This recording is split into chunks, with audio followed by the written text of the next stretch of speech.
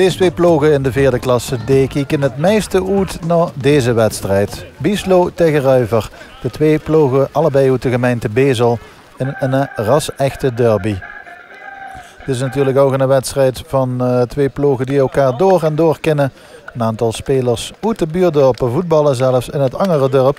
Ja, en dan weet ze van tevoren dat deze wedstrijd einde wordt waar eigenlijk veel meer op het spel staat dan de 3 punten. Maar beide ploegen hebben de punten wel nog nodig. Want Ruiver heeft slechts 3 puntjes meer dan Bieslo.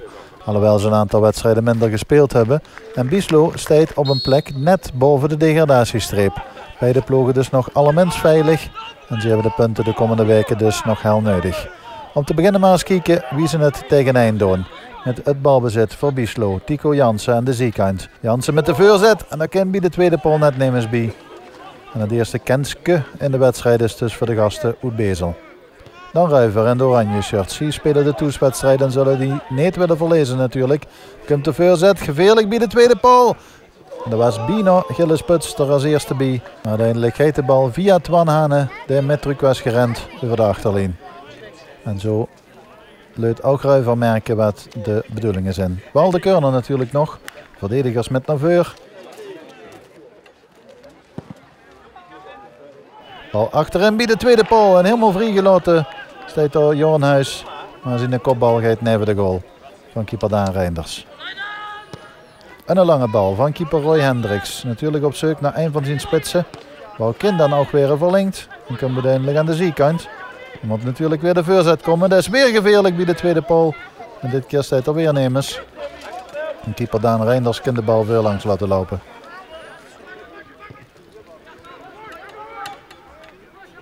Overname door Bieslo.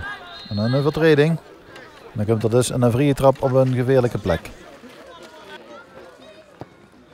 Bal goed ingedraaid. En daar is bij de tweede paal nou het Schoolmeesters. Maar dan komt de bal niet tussen de paal.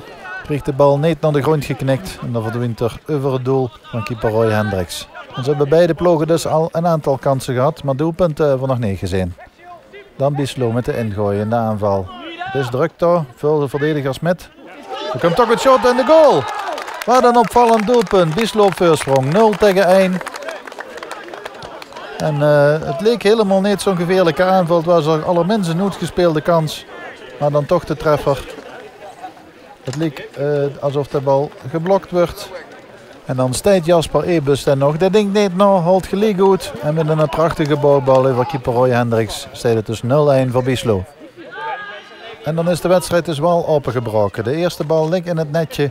En dan is het voor beide ploegen zaak natuurlijk om of terug te komen of de voorsprong te vergroten. De actie is van Siem Hillekes. Mooie passeerbeweging en de voorzet wordt dan geblokt. En zo is er toch wel veel te beleven voor het publiek in Ruiver. 250 man afgekomen op de derby. En die zijn Bezel gevaarlijker in de eerste helft. De kopbal gaat net neven. En ingooi dan voor Ruiver. En Bart van Buggenum krijgt de bal wiet voor de goal gegooid. Kan het gevaarlijk weer. En een shot vanuit de tweede lijn. Ja, daar het midden tussen een shot en een voorzet. Geen succes voor invaller Sjoerd Smits. Een 0-1 is dan ook de ruststand. En we gaan kijken naar beelden uit de tweede helft. Ruiver wil natuurlijk het terug doen. Aanval met de voorzet. Bal kan weer weggewerkt, maar komt niet wiet. Maar het shot vanuit de tweede lijn. En een hele fraaie redding van keeper Daan Reinders. Die zich helemaal moet uitstrekken op dat shot van Erkan Yazici. En Ruiver gaat meer aan in die tweede helft. Moet ook wel natuurlijk. Die staan op een achterstand. En zijn veel te vinden nu op de helft van Bezel. En dat wordt steeds verder teruggedrongen. Nu weer een corner. Vanaf de rechterkant. Indraaiende bal. Dat is altijd gevaarlijk. Keeper Daan Reinders let goed op en zit er goed bij. Shot nog vanuit de tweede lijn en dat gaat over. Aan de andere kant een vrije trap voor Bezel. Een kluts in het strafschopgebied. Geen overtreding zet de scheidsrechter. Komt er wel nog een kans aan. Dan wordt er hands gemaakt. Ja, duidelijk te zien. Het is volgens mij Mitchell Ravensburg die de bal tegen de hands kreeg. En de scheidsrechter had het gezien. Alleen Roy Hendricks, de keeper, die meent dat de vrije trap voor haar is. Maar de scheidsrechter loopt naar de stip toe en dan is het dus een penalty.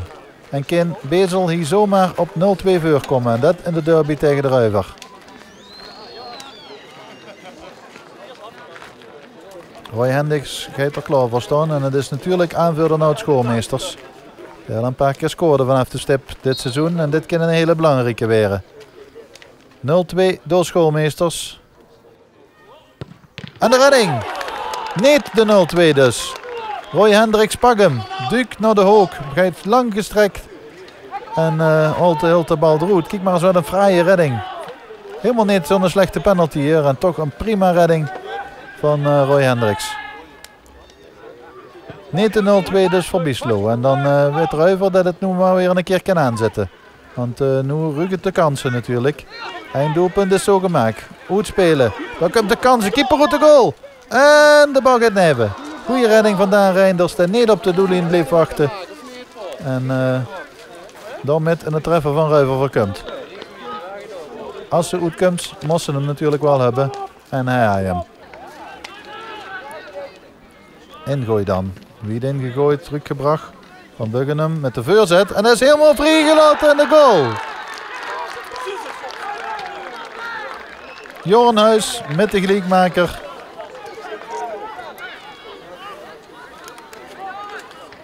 En wat een prima voorzet was dat van Bart van Buggenum. Krijgt de bal aan de zijkant terug naar de ingooi.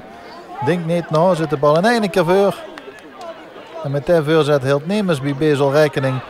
En wel spits Joran Huis van de Ruiver. En Neske het voor dit soort kansen. En hij komt de bal onhoudbaar binnen. En dat is de gelijkmaker. 1-1 op het scorebord.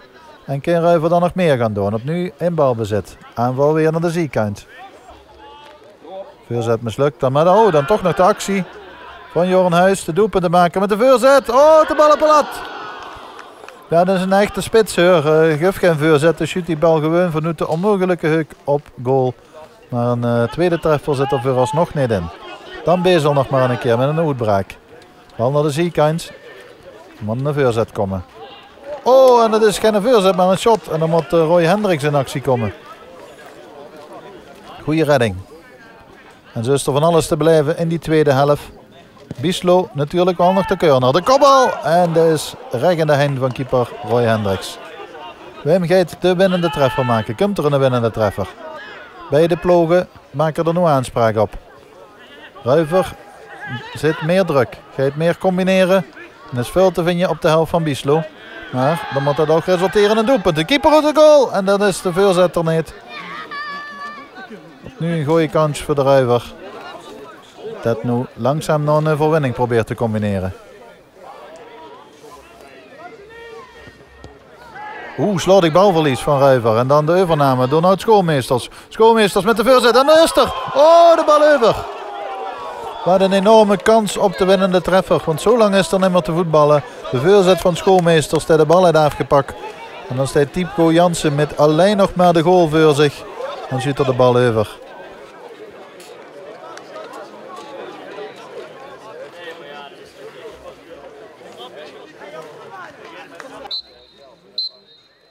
En terwijl de klok op het scorebord nog een aantal minuten aangeeft om te laten spelen, heeft de scheidsrechter afgefloten. Ja, waarschijnlijk is die klok te laat aangezet en de scheidsrechter zei het is afgelopen, klaar. 90 minuten zitten erop en dan is de eindstand van de derby van de gemeente Bezel 1-1.